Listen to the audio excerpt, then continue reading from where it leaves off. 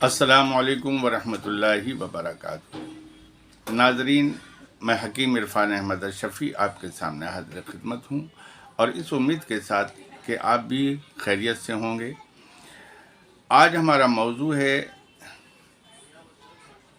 انسان کی جوانی اور اس کی مردانگی کے بارے میں۔ جوان انسان کا تعلق جنسی قوت سے ایک زبردست گہرا ہوتا ہے۔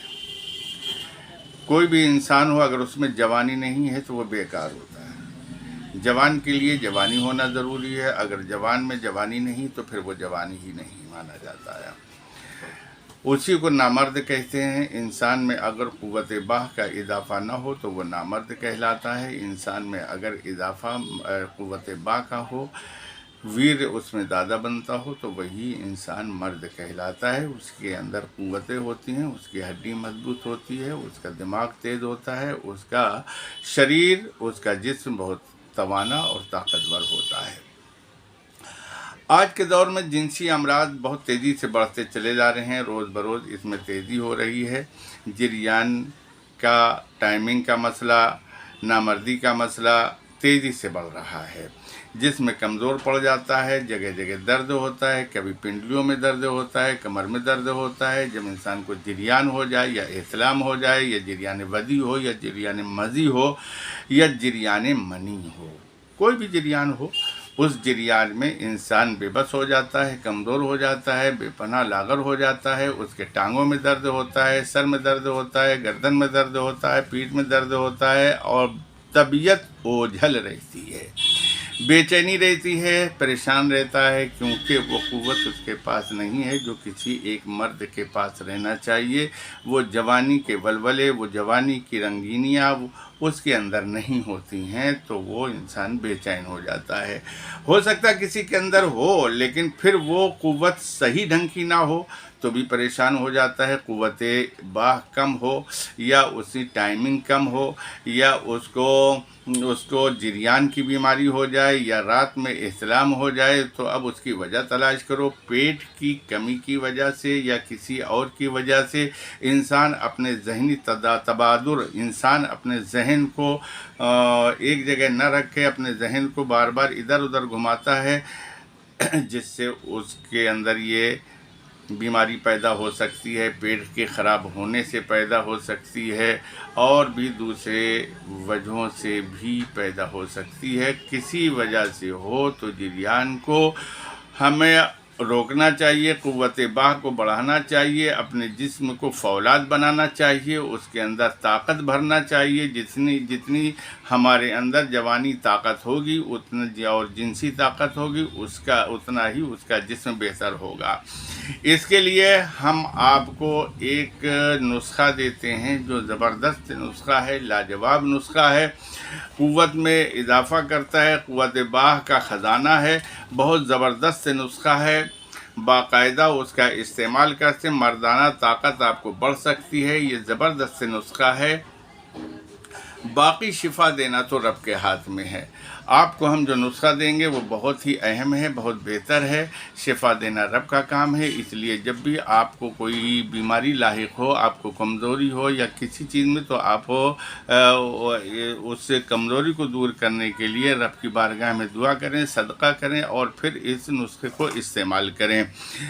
اس نسخے میں کھوئی ہوئی طاقت واپس آ جاتی ہے۔ زبردست نسخہ ہے، انسان کو فولاد بنا دیتا ہے، زبردست طاقت دے دیتا ہے، ہڈیاں مضبوط ہو جاتی ہیں، ٹائمنگ بڑھ جاتی ہے، جریان ختم ہو جاتا ہے، اور خود بھی خوش رہتا ہے، اور اس کا پارٹنر بھی خوش ہو جاتا ہے۔ یہ لاجواب ٹائمنگ اس میں ہوتی ہے، خوب اضافہ کرتا ہے ٹائمنگ میں۔ زیرو ٹائمنگ سے اس میں ہیرو بن جاتا ہے انسان۔ زبردست ٹائمنگ ہوتی ہے، قوت باہ کو بڑھاتا ہے، امساک یعنی رکاوٹ بھی پیدا کرتا ہے، بے حد فائدہ مند ہے۔ رکاوٹ میں مادہ تولید بڑھا دیتا ہے، जरियान मनी हो या जरियान मजी हो या जरियान वदी हो, सब में ये फ़ायदेमंद है। दिल घबराता है, चक्कर आता है, बेचैनी है, घबराहट है, जिस्मानी कमज़ोरी, सबको दूर करता है। नुस्खा क्या है मैं आपको बता देता हूँ, बहुत आसान और बहुत बेहतर है। 24 अंडे ले लीजिए और 24 अंडे को उबाल लीजिए, फिर उसकी जर्दी निकाल लीजिए और जर्दी को 100 ग्राम तेल में अच्छी तरीके से भून लीजिए। जायफल 5 ग्राम और जावित्री 5 ग्राम, पिस्ता 125 ग्राम, बादाम 125 ग्राम और ज़ाफ़रान 2 ग्राम और चीनी 500 ग्राम, घी 250 ग्राम। घी में सब चीज़ को तल करना है, पहले तलना है। पहले अंडे 24 ले लीजिए, उसकी जर्दी निकाल लीजिए, जर्दी को सफ़ेदी को अलग कर लीजिए। सफ़ेदी से कोई ताल्लुक़ नहीं होगा, सिर्फ आपको जर्दी लेना है। ज़ाफ़रान और पिस्ता और बादाम इसको अलग कर लीजिए। फिर घी में पिस्ता और बादाम को थोड़ी देर खरल कीजिए, उसके बाद निकाल लीजिए। जब वो लाल कलर हो जाए उसको पीस लीजिए। पीसने के बाद फिर उसको जायफल लीजिए 5 ग्राम जो जायफल लिया है उसको भी पीस लीजिए। जावित्री जो 5 ग्राम ली है उसको भी पीस लीजिए। पिस्ता 125 ग्राम और बादाम 125 ग्राम इसको भी पीस लीजिए।